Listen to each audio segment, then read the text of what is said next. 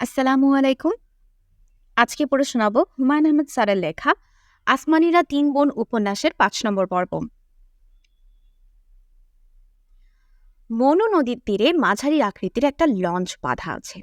লঞ্চের নাম এমভি সওদাগর। অন্য লঞ্চগুলির সঙ্গে এই লঞ্চের কিছু অমিল আছে। এর ডেকে সস্তা ধরনের কিছু সোফা বিছানো। সোফাগুলি নোংরা পলিথিন দিয়ে ঢাকা। লঞ্চের ছাদেও সোফা বিছানো। সোফার সঙ্গে বিশাল আকৃতির দুটি কোলবালিশ সহ জাজিম বিছানো। হলুদ রঙের ত্রিপল দিয়ে সেই সোফা জাজিম সবই ঢাকা। লঞ্চের জানালাগুলি কটকটে সবুজ রঙের পর্দা দিয়ে ঢাকা। সারেং এর জানালার ঠিক নিচে ইংরেজি এবং বাংলায় লেখা প্রাইভেট। ইংরেজি বানানটা ভুল, সেখানে লেখা প্রাইভেট। লঞ্চ মালিকের নাম বশির মোল্লা। এটা তার লাইনের লঞ্চ। তার যখন ফুর্তি করার ইচ্ছে হয় তখন তিনি লাইনের একটা লঞ্চে প্রাইভেট সাইনবোর্ড ঝুলিয়ে দলবল নিয়ে বের হয়ে পড়েন। ভদ্রলোকের বয়স ৫৫। জীবনের বড় একটা অংশ ফুর্তিতে কাটিয়েছেন।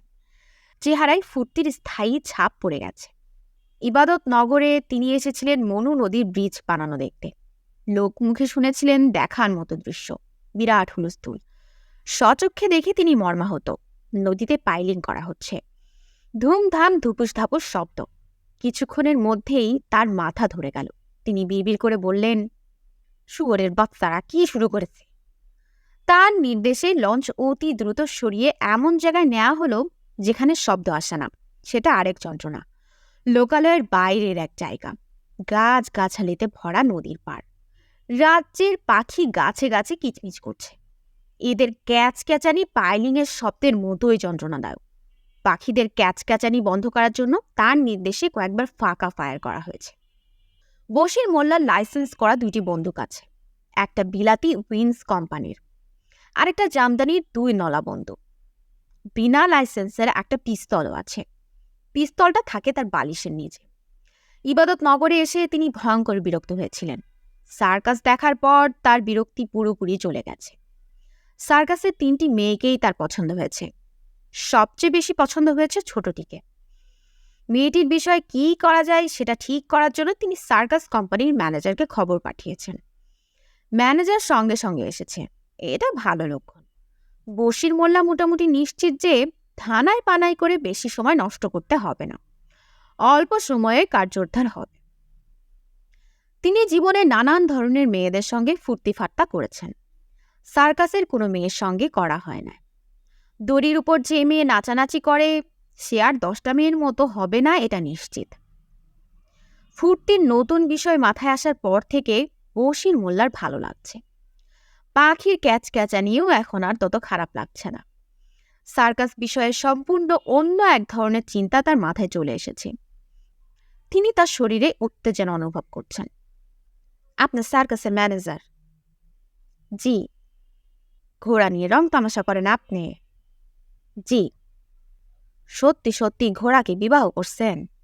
আপনার শরীর থেকে ঘোড়ার গন্ধ আসতেছে। রাগ করছেন নাকি? আমি একটু রং তামাশা করলাম। আপনি আমাকে কি জন্য খবর দিয়ে এনেছেন বললে ভালো হয়। বলবো, এত ব্যস্ত কেন? আমার মালিক অসুস্থ, উনারে দেখতে যাব। আপনি তো ডাক্তার না, আপনার দেখা না দেখা সমান। আপনার নাম কি? তৈয়ব আলী। ও আচ্ছা, আপনি মুসলমান। আপনার হিন্দু হিন্দু চেহারা। আপনি মনে হয় গোমাংস খান না। যারা গোমাংস খায় না তাদের চেহারার মধ্যে হিন্দু হিন্দু ভাব চলে আসে। আপনি গোমাংস খান? খাই।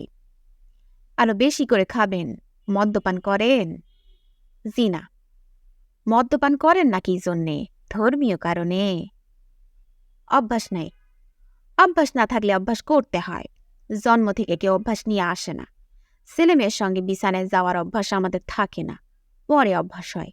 তাদের বিছানায় নিয়ে যায়। আমার কাছে বিদেশি হুইস্কি আছে, নেন 1/2 গ্লাস খান। মদ যারা খায় তাদের মধ্যে দ্রুত ভাব ভালোবাসা হয়।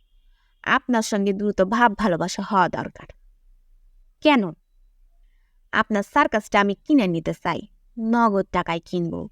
আমার যৌবনের সামান্য অভাব আছে। টাকার অভাব নাই।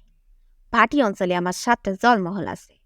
সিজনে দৈনিক মাছ বিক্রি বাবদ লাখ টাকার মুনাফা থাকে। সার্কাস আমার না, আমার মালিকের। সার্কাস কিনতে চাইলে মালিকের সঙ্গে কথা বলবেন।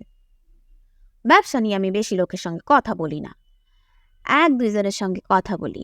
আপনার সঙ্গে বললাম, আপনি আপনার মালিকের সঙ্গে কথা বলবেন। কি কথা বলবো? আরে যন্ত্রণা, এতক্ষণ ভ্যার ভ্যার করে কি বললাম? সার্কাস আমি কিনে নিব, আপনি দালালি করবেন, দালালির টাকা পাবেন। আমার মালিক সার্কাস বেচবে না। অবশ্যই বেচবে, কেন বেচবে না?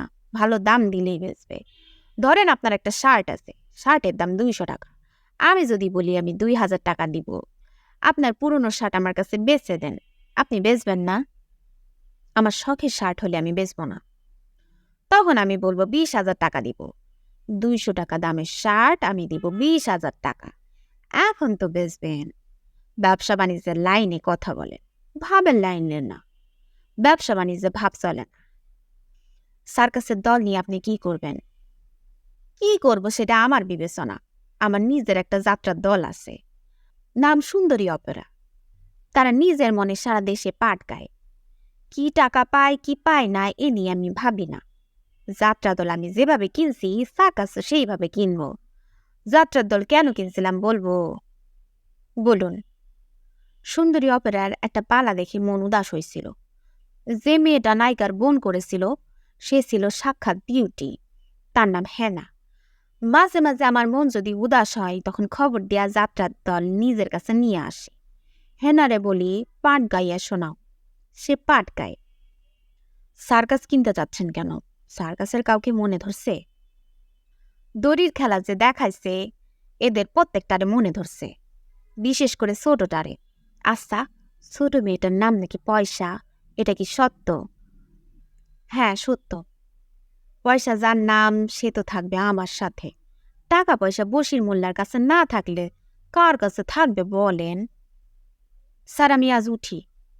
উঠতে চাইলে উঠেন, আপনার মূল্যবান সময় নষ্ট করেছি এই জন্য সামান্য ক্ষতিপূরণের ব্যবস্থা আছে। বশির মোল্লা বালিশের নিচে থেকে 100 টাকার একটা বান্ডিল বের করলো। এমনভাবে বের করলো যেন পিস্তলটা দেখা যায়। তোয়েব শুকনো গলায় বলল, আমাকে কিছু দিতে হবে না। বশির মোল্লা বিরক্ত গলায় বলল, আমারে না কথাটা বলবেন না। না শুনতে আমার ভালো লাগে না। এইখানে 10,000 টাকা আছে, টাকাটা রাখেন। সন্ধ্যাকালে আবার আপনার সঙ্গে দেখা হবে। আবার দেখা হবে কেন? পয়সা মেয়েটারে মেডেল দেব ডিক্লিয়ার দিয়েছি। মেডেল দিব না? স্বর্ণের দোকানের লোক চলে গেছে, 2 ভরি ওজনের মেডেল। মেডেলের সাথে টাকার পরিমাণ আগে বলছিলাম 1,000 টাকা, এখন এটারে বাড়ায় করছি 10,000 টাকা। 1,000 টাকা দিলে বশির মোল্লার মান ধরে না। আপনার নামটা ভুলে গেছি। আপনার কি জানো নাম? তৈয়ব। পাখির ক্যাসক্যাসানি শুনতেছেন? কিসের ক্যাসক্যাসানি? পাখির। জি শুনতেছি। ক্যাসক্যাস শব্দটা একেবারে মাথার ভিতরে ঢুকে। এরা এমন ত্যাগ তো করে। ওই পাখির ক্যাসক্যাসানি থামাও। বশির মোল্লার কথা শেষ হওয়ার আগেই লঞ্চের ছাদ থেকে দোনালা বন্দুকের আওয়াজ হলো। তবে বুঝতে পেরেছে বন্দুকের শব্দ পাখিদের শোনানোর জন্য না, তাকে শোনানোর জন্য। হারুন সরকার হাসপাতালের বিছানায় পা গুটিয়ে বসে আছে। তার মাথা ঘুরছে, শরীর এলোমেলো লাগছে। মনে হচ্ছে যে কোনো মুহূর্তে সে মাথা ঘুরে বিছানায় পড়ে যাবে। সেই পড়াই হবে শেষ পড়া, আর উঠা যাবে না। মৃত্যু হবে নিতান্তই অপরিচিত ফিনাইলের গন্ধ মাখা বিছানায়। তারপরেও হারুন সরকার চেষ্টা করছে মুখ হাসি হাসি রাখার। ভাবটা এরকম যেন সে ভালো আছে, বেশ ভালো। এরকম ভাব দেখানোর প্রয়োজন হয়ে পড়েছে, কারণ সে হাসপাতাল থেকে রিলিজ নেওয়ার চেষ্টায় আছে। সারা দিন ফিনাইলের গন্ধের মধ্যে পড়ে থাকতে হবে। সন্ধ্যার পর জিনের বোতল নিয়ে বসা যাবে না। এটা ভেবেই তার শরীরে ছটফটানি চলে আসছে। তার মন বলছে বেশি করে তেঁতুল দিয়ে 2 গ্লাস চিন খেলেই শরীরে চনমনে ভাব চলে আসবে। ডাক্তারের সঙ্গে সকালবেলা হারুন সরকার রিলিজ নিয়ে কথা বলেছে। ডাক্তার হতভম্ব মুখ করে বলেছে, আপনি রিলিজ নিতে চান? আপনি জানেন আপনার প্রেশার কত, পালস রেট কত? চোখ গাঢ় হলুদ হয়ে আছে। আমার ধারণা আপনার অনেক খারাপ ধরনের জন্ডিস হয়েছে। হারুন সরকার মিনমিন করে বলেছে, হাসপাতালে থাকলে শরীর আরও বেশি খারাপ করবে। কেন? হারুন সরকার চুপ করে গেল। ডাক্তার এবং পুলিশ এই দুই জাতির কাছে তারা যা বলে সেটাই শুদ্ধ। এদের সঙ্গে তর্কে যাওয়াটাই বৃথা। এখন একমাত্র ভরসা তৈয়ব। একমাত্র সেই পারবে তাকে এই জেলখানা থেকে বের করে নিয়ে যেতে। বসে আছেন কেন? শুয়ে থাকুন, রেস্ট নিন। হারুন সরকার ডাক্তারের কথা শুনল না, বসে রইল। রাগে মুখের ভেতরে ফেনা জমে যাচ্ছে। ফেনার স্বাদ তিক্ত। মৃত্যুর আগে আগে মুখের ভেতরে তিতা ভাব চলে আসে। রসগোল্লা খেলেও মনে হয় রসে ডুবানো তিতা করলা খাচ্ছে। তৈয়বের উপর প্রচন্ড রাগ লাগছে। ছেলেটা কখন আসবে? হারুন সরকারের মৃত্যুর পর আসবে জানাজা পড়তে। এই সব অকর্মান্য ছাগলগুলিকে লাথি মেরে বার্মা পাঠিয়ে দেওয়া দরকার। মিলিটারিদের গুতা খেয়ে মরুক। হারুন সরকার মনে মনে ঠিক করে ফেলল, তৈয়ব যদি দুপুরের খাওয়ার আগে না আসে তাহলে স্বাধীন বাংলা সার্কাসে তার চাকরি শেষ। প্রয়োজনে হারুন সরকার হাট থেকে একটা বুড়ো ভেড়া কিনে আনবে। ভেড়াকে ম্যানেজারের চাকরি দেবে, কিন্তু তৈয়বকে রাখবে না। তৈয়বের দিন শেষ। দুপুরের খাওয়ার সময় শেষ হলো, তৈয়ব এলো না। হারুন সরকার সময় আরেকটু বাড়ালো। আসর ওয়াক্তে এলেও চাকরি থাকবে। তৈয়ব এলো আসর পার করে। হারুন সরকার বলল, এতক্ষণ কি ছিটছিলা? থাপ্পড় দিয়ে তোমার দাঁত যদি না ফেলি। তৈয়ব শান্ত গলায় বলল, আপনার তো শরীর খারাপ, জ্বর বেড়েছে। হারুন সরকার তুই তুকারিতে চলে গেল। চাপা গলায় ক্রুদ্ধ গর্জন করল, খবরদার গায়ে হাত দিবি না। শুয়ে থাকেন, বসে আছেন কেন? আবার কথা বলে এইরকম করতেছেন কেন? সন্ধ্যার আগে আমাকে হাসপাতাল থেকে বের করার চেষ্টা কর। আচ্ছা, করতেছি, আপনি শান্ত হন। হারুন সরকারের রাগ সঙ্গে সঙ্গে পড়ে গেল। এতক্ষণ তিনি যে রাগারাগি করেছিলেন তার জন্য খানিকটা লজ্জাও লাগলো। হুট করে এতটা রাগ করা ঠিক হয়নি। তৈয়ব ছেলে ভালো। তৈয়ব, জি। আমারে বের করার ব্যবস্থা কর। জি, করতেছি। আজ রাতটা এখানে থাকলে আমি মারা যাব। অবশ্য এখানে না থাকলেও মারা যাব। তখন মরব নিজের বিছানায়। আপনার শরীর কিন্তু বেশি খারাপ। শরীর খারাপ হোক আর ভালো হোক, তুমি তেঁতুলের জোগাড় দেখো। কি বললেন? প্রশ্ন করবা না। যা বলবো মাথা হেট করে শুনবা এবং সেই মতে কাজ করবা। খাম্বার মতো দাঁড়িয়ে আছো কেন? আমার রিলিজের কি ব্যবস্থা করলাম? করতেছি। হারুন সরকার ক্ষুব্ধ গলায় বলল, আমি সকাল থেকে ছটপট করতেছি, তুমি আসলে সন্ধ্যা পার করে। আমি যে একটা মানুষ এই বোধটা তো তোমাদের মধ্যে নাই। কেউ তো আমারে দেখতেও আসলো না। আর কেউ আসুক না আসুক, জামদানির তো আসা উচিত ছিল। এই মেয়েটার আমি অত্যাধিক স্নেহ করি। আমি সবাইকে আসতে নিষেধ করছি। কেন? আসলে আপনি কথা বলবেন, আপনার বিশ্রাম হবে না। আমার দিকে তোমার দেখি বড়ই দরদ। শোনো তৈয়ব, মায়ের চেয়ে যদি অন্য কারোর প্রতি বেশি দরদ হয় তারে বলে ভান। ভান কি জানো? না, ভান হলো শয়তান। তুমি অবশ্যই শয়তান। জি আচ্ছা, দেখি আপনার রিলিজের ব্যবস্থা করি। তেঁতুল লাগবে। আজ কিন্তু তেঁতুল ছাড়া হবে না। আরেকটা কথা, জামদানিরে নিষেধ করবা সেজন্য আগামী 7 দিন আমার সামনে না আসে। আমি তার উপর বেজার হয়েছি। তাদের 3 বোনেরই এই একই কথা বলবা। তাদের 3 জনের উপরে আমি বেজার হয়েছি। এদেরকে আমি অত্যাধিক স্নেহ করতাম, এখন অত্যাধিক ঘৃণা করি।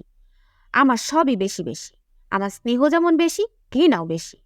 আমার মধ্যে মাঝামাঝি বলে কিছু নাই। অমাবস্যার পূর্ণিমায় জন্ম নিলে এই জিনিস হয়। তাদের মাঝামাঝি কিছু থাকে না। আমার জন্ম পূর্ণিমার রাতে। তারিখটা এখন মনে পড়তেছে না। পেটে মাল পড়লে মনে পড়বে, তখন তোমারে বলবো। জি আচ্ছা। তৈয়বের সঙ্গে কথা বলে হারুন সরকার হাঁপিয়ে গিয়েছে, বড় বড় নিঃশ্বাস নিচ্ছে। কিন্তু তার শরীরটা এখন আগের চেয়ে ভালো লাগছে। মাথা ঘুরানো বন্ধ হয়েছে। তলপেট থেকে ধাক্কার মতো কি যেন উপরের দিকে আসতো, সেটাও বন্ধ। শুধু বুক ধুকপুক করছে, শব্দ করে করছে। মনে হচ্ছে কেউ তার জামার নিচে বসে ডুগডুগি তবলা বাজাচ্ছে। যে বাজাচ্ছে সে প্লেয়ার ভালো। বিশ্রাম নেওয়ার জন্য এক মুহূর্তের জন্যও থামছে না, বাজিয়েই যাচ্ছে। তেরে কেটে তাক তাক, তেরে কেটে তাক তাক। আসমানিরা 3 বোন স্পিড বোটে বসে আছে। নি পোর্টার স্পিড বোট চালাচ্ছে। 3 বোনই খুব মজা পাচ্ছে। বাঁক নেওয়ার সময় স্পিড বোট কাত হয়ে যাচ্ছে। মনে হচ্ছে এই বুঝি উল্টে পড়লো পানিতে। মজাটা তখন খুব বাড়ছে। আসমানি এবং জামদানি প্রথমে বিদেশি সাহেবের কাছে কিছুতেই আসতে রাজি হয়নি, কিন্তু পয়সা যাবে। তার একটাই কথা, তাকে চা খাওয়ার দাওয়াত করা হয়েছে, সে বলেছে যাবে। এখন আর কিছুতেই না বলা সম্ভব না, এটা সে করতে পারবে না। জামদানি বলল, করতে পারবে না কেন? পয়সা কঠিন মুখ করে বলল, কারণ আমি বলি যাব। আসমানি বলল, এটা তো কঠিন কোনো প্রতিজ্ঞা না যে যাব বললে যেতেই হবে। আমার জন্য এটা কঠিন প্রতিজ্ঞা। তোর জন্য কঠিন প্রতিজ্ঞা হবে কেন? তুই কি ওই লাল মুখ বান্দরের প্রেমে পড়ছিস? হ্যাঁ, আমি প্রেমে পড়েছি। তার প্রেমে আমি হাবুডুবু খাচ্ছি। তার চাঁদ বুক না দেখলে আমি মরে যাব। তামাশা করছিস কেন? আমি তামাশা করছি না, তোমরা তামাশা করছো। আমাকে আটকে রাখছো। আমি 10 মিনিটের জন্য যাব, 1 কাপ চা খেয়ে চলে আসব। ঠিক আছে, তাহলে আমরাও যাব। পয়সা বলল, বেড়াতে যাওয়ার জন্য যদি যেতে চাও তাহলে অবশ্যই যাবে, কিন্তু আমাকে পাহারা দেওয়ার জন্য যেতে পারবে না। আসমানি বলল, তুই কি পাহারার ঊর্ধ্বে? হ্যাঁ। জামদানি বলল, তুই কিন্তু তোর জন্য বিরাট বিপদ ডেকে আনছিস। খাল কেটে বিদেশি কুমির আনছিস। পয়সা ঘাড় বাঁকিয়ে বলল, ভালো করছি। আসমানি এবং জামদানি মেজাজ খারাপ করে বোনের সঙ্গে গেল। যাওয়ার পথে দুজনের কেউই একটা কথাও বলল না। নিপোটারের তাঁবুর ভেতরে ঢোকার 10 মিনিটের মাথায় 3জনেরই মেজাজ ভালো হয়ে গেল, কারণ নিপোটার তাদের জন্য ভালো চমকের ব্যবস্থা রেখেছিল। সে তার ভিডিও ক্যামেরায় দড়ির উপর 3 বোনের ছুটাছুটির পুরোটাই ভিডিও করে রেখেছিল। লং শট, ক্লোজ আপ সবই আছে। দর্শকের রিয়াকশান, পয়সা যে মাঝে মাঝে পড়ে যাওয়ার ভঙ্গি করছে, আবার দড়ি থেকে লাফিয়ে উঠে নিজেকে ঠিক করছে, তাও আছে। ভিডিও দেখে 3জনেই অবাক। তাদের নিজেদের খেলাটা যে এত সুন্দর, এত মজার, তা তারা কল্পনাও করেনি। পয়সা বলল, আমি আবার দেখব। নিপোটার হাসি মুখে বলল, অবশ্যই। পুরোটা আবার দেখা হলো। দ্বিতীয়বার দেখার সময় 3 বোনের আরও মজা লাগলো। পয়সার আরও একবার দেখতে ইচ্ছা করছে, কিন্তু লজ্জায় মুখ ফুটে বলতে পারছে না। 3 বোনের জন্য গিফট র্যাপে মোড়া 3 প্যাকেট চকলেট ছিল, আর 3টা সেন্টের শিশি। শিশির রং গাঢ় নীল, আর শিশিটা এমন অদ্ভুত সুন্দর, দেখে মনে হয় নীল রঙের 3 মেয়ে কোমর বেঁকিয়ে দাঁড়িয়ে আছে। পয়সার চোখে পানি এসে যাচ্ছিল। তারা 3 বোন পুরস্কার হিসেবে সোনার উপর মেডেল পেয়েছে, টাকা পেয়েছে, কিন্তু এত সুন্দর উপহার তাদেরকে কেউ দেয়নি। স্পিড বোট নিয়ে ঘোরার সময়ও মজা কম হলো না। এক সময় সাহেব বলল, তোমরা কেউ স্পিড বোট চালাবে? হাল ধরে থাকলেই হবে, আর কিছু করতে হবে না। পয়সা বলল, আমি চালাবো। আসমানি বলল, না না, তুই উল্টে ফেলবি। উল্টে ফেললে ফেলবো, কিন্তু আমি চালাবই। পয়সা কোনোরকম সমস্যা ছাড়াই স্পিড বোট চালালো। তখন জামদানি বলল, আমিও চালাবো। আসমানিও বাদ রইল না। পয়সার শরীর ঝনঝন করছে।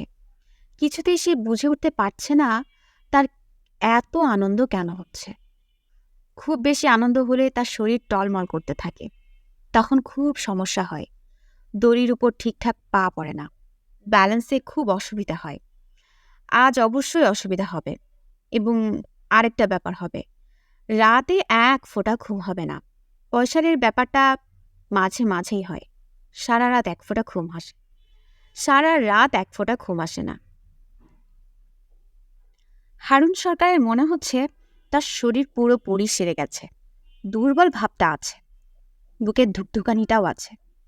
তারপরেও শরীর যে পুরোপুরি সেরেছে এই বিষয়ে সে নিশ্চিত, কারণ সিগারেটে টান দিতে ভালো লাগছে, জিনের গ্লাসে চুমুক দিতেও ভালো লাগছে, বমি আসছে না। শরীর সেরেছে কি সারেনি তার আসল পরীক্ষা সিগারেটে। শরীর খারাপ থাকলে সিগারেটে টান দেওয়া যায় না। সে তো ভালোই টানছে। হারুন সরকার তেঁতুল মিশানো জিনের গ্লাসে লম্বা টান দিয়ে গাঢ় স্বরে বলল, তৈয়ব, জি কাছে আসো তো। জি কাছে আসি। শো শুরু করে দিয়ে আবার চলে আসবে। জি চলে আসবো, কিন্তু আপনি একটু ধীরে খান। আপনার শরীর ঠিক হয় নাই। আমার শরীর ঠিক আছে। আমার শরীর আমি বুঝবো না তুমি বুঝবে? শরীর নিয়ে কোনো কথা বলবে না। টিকিট বিক্রির অবস্থা কি? আজও সব টিকিট বিক্রি হয়ে গেছে। হারুন সরকার তৃপ্তি নিয়ে বলল, হাতির বাচ্চাটা জন্মের পর থেকে আমাদের ভাগ্য ফিরে গেছে। হতে পারে, হতে পারে টারে কিছু না, ঘটনা এইটাই। হাতির বাচ্চাটারে একটা রূপার ঘণ্টা বানিয়ে দিবে, ঘণ্টা গলায় ঝুলবে। জি আচ্ছা, কালকের মধ্যে ঘণ্টা বানাতে হবে, ঘণ্টা আমি নিজের হাতে পরাইয়া দিব। জি আচ্ছা, আমি হাতির বাচ্চা এখনো দেখি নাই, এটা একটা আফসোস। কাল দেখবেন। অবশ্যই কাল দেখব, নিজের হাতে গলায় ঘণ্টা পরাইয়া দেব। এখন যাই, শো টাইম হয়ে গেছে। আর 10 মিনিট বসো, গ্লাসটা শেষ করি, নতুন এক গ্লাস বানায়ে হাতে ধরাইয়া দিয়ে দেয়া যাও। তৈয়ব দাঁড়িয়ে পড়েছিল, আবার বসল। হারুন সরকার বলল, 4 দিন পার করে দিলাম, এখনো কোনো ভেজাল হয় নাই। বিরাট আশ্চর্য ঘটনা, ঠিক না? ঠিক, তবে ছোট ভেজাল বোধহয় হবে। কি ভেজাল? বশির মোল্লা বলে এক লোক মনে হয় ঝামেলা করবে। সহজ ঝামেলা না, জটিল ঝামেলা। সে সার্কাস কিনে নিতে চায়। কোনখানের ফাজিল? ভাটি অঞ্চলের। সে আমাকে দালাল ধরছে, দালালি বাবদ 10,000 টাকাও দিছে। বলো কি? আমি খোঁজ নিয়েছি, লোক ভয়ঙ্কর। সার্কাস কিনতে চাই কেন? মেয়ে 3টের জন্য কিনতে চাই। সার্কাসের যে মালিক, সে মেয়ে 3টারও মালিক, আর কিছু না। হারুন সরকার চিন্তিত গলায় বলল, আমার তো নেশা কেটে যাওয়া ধরেছে। এইটা তুমি কি বললা? তৈয়ব কিছু বলল না। হারুন বলল, সমস্যার সমাধান কি? তৈয়ব চুপ করেই রইল। হারুন সরকার বলল, ওই লোকের নাম কি? বশির মোল্লা। তাকে বলো যে আমি সার্কাস বেচে দিব, কিন্তু দাম 1 কোটি টাকা। তখন বাপ বাপ করে দৌড় দিয়ে পালাবে। তৈয়ব বলল, পালাবে না, সেই টাকা খরচ করবে, আমি নিশ্চিত। হারুন সরকার চিন্তিত গলায় বলল, এখন করা যায় কি? ঘণ্টা পড়ে গেছে, শো শুরু হবে। তৈয়ব আলী উঠে দাঁড়ালো। রাত 2টা বাজে। পয়সা পা ঝুলিয়ে বিছানায় বসে আছে। স্বপ্ন দেখে তার ঘুম ভেঙেছে। এখন আর ঘুম আসছে না। স্বপ্নটা তেমন অদ্ভুত না, তার জন্য সাধারণ স্বপ্ন। সে প্রায়ই দেখে, তবে আজকের স্বপ্নটা একটু অন্যরকম। সে দেখেছে দড়ির খেলা হচ্ছে। হঠাৎ ব্যালেন্স হারিয়ে সে দড়ি থেকে পড়ে গেল। সা সা শব্দ হচ্ছে, সে নিচে নামছে আর নিচে নামছে। চারিদিক থেকে চিৎকার, বাঁচাও বাঁচাও। এই পর্যন্ত স্বাভাবিক স্বপ্ন। পয়সা নিয়মিত এই স্বপ্নই দেখে। স্বপ্নের পরের অংশটা অস্বাভাবিক। স্বপ্নের মধ্যে সে শুনল ভট ভট শব্দ হচ্ছে। নিচে তাকিয়ে দেখে বিশাল সমুদ্র। সে পড়ে যাচ্ছে সমুদ্রে। ভট ভট শব্দটা স্পিড বোটের। তাকে বাঁচানোর জন্য পোর্টার স্পিড বোট নিয়ে ছুটে আসছে। পয়সার স্বপ্ন এই পর্যন্তই। সে বাঁচল নাকি সমুদ্রে তলিয়ে গেল সেটা আর দেখা গেল না। পয়সা, কি হয়েছে? পয়সা জবাব দিল না। আসমানি বলল, তুই কাঁদছিস কেন? পয়সা গালে হাত দিয়ে দেখল গাল ভেজা। তার চোখ দিয়ে যে পানি পড়ছে এটা সে নিজেও জানে না। একটা ব্যাপার শুধু জানে, তার খুব একলা লাগছে। যেন সে এখন আর 3 বোনের একজন না, সে আলাদা। আপা। কি? কাল সকালে আমি কিন্তু এই বিদেশি সাহেবের কাছে বেড়াতে যাব। ঠিক আছে, তোকে নিয়ে যাব। তোমরা যাবে না আপা, আমি একা যাব। আসমানি ছোট নিঃশ্বাস ফেলে বলল, আচ্ছা, তোর যদি ভালো লাগে তুই একাই যাবি। আসমানিরা 3 বোন উপন্যাসের 5 নম্বর পর্ব এখানেই শেষ। এর পরের পর্বগুলো নিয়ে খুব শীঘ্রই আসছে আমাদের ইউটিউব চ্যানেলে। প্রিয় শ্রোতা বন্ধুরা, আমার গল্প পাঠ আপনাদের কেমন লাগে তা অবশ্যই কমেন্ট করে আমাকে জানাবেন। আর যদি ভালো লেগে থাকে তাহলে প্রিয় বন্ধুদের সাথে অবশ্যই শেয়ার করবেন। ধন্যবাদ।